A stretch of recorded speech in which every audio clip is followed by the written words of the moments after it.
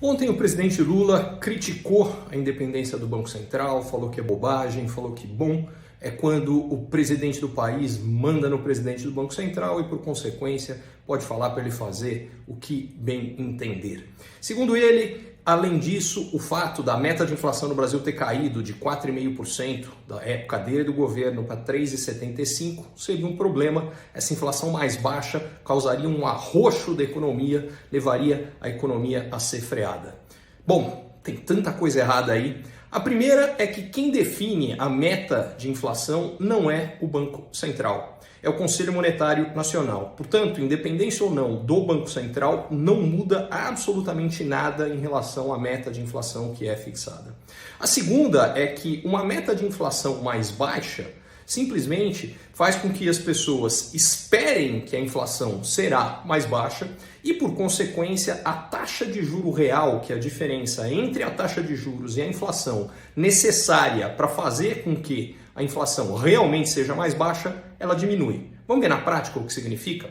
Ao longo do período do governo Lula, entre 2002 e 2010, a taxa Selic variou entre 13,75% e 26,5%. Na média, ela foi de quase 18% ao ano. Se a gente for pegar o período recente, quando há independência do Banco Central, a taxa variou entre 2% e 13,75%, com uma média próxima a 7% ao ano.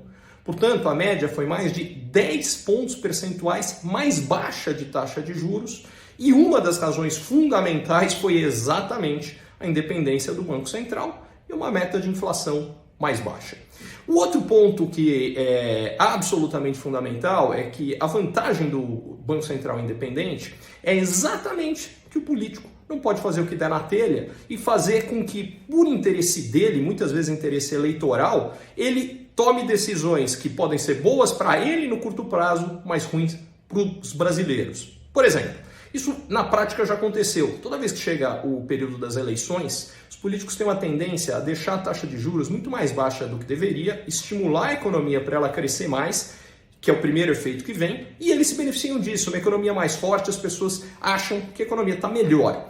O que acontece é que a conta vem na sequência. Como a taxa de juros ficou mais baixa do que ela deveria ser, mais gente está comprando do que o Brasil tem capacidade de produzir, começa a faltar produto e os preços começam a subir. E nessa hora, o poder aquisitivo do brasileiro cai, porque é isso que a inflação faz, come o poder aquisitivo do brasileiro e o brasileiro acaba mais pobre. Só que ele só vai acabar mais pobre no mandato seguinte, depois das eleições. Ou seja, o político se dá bem e, para variar, a conta fica para o brasileiro.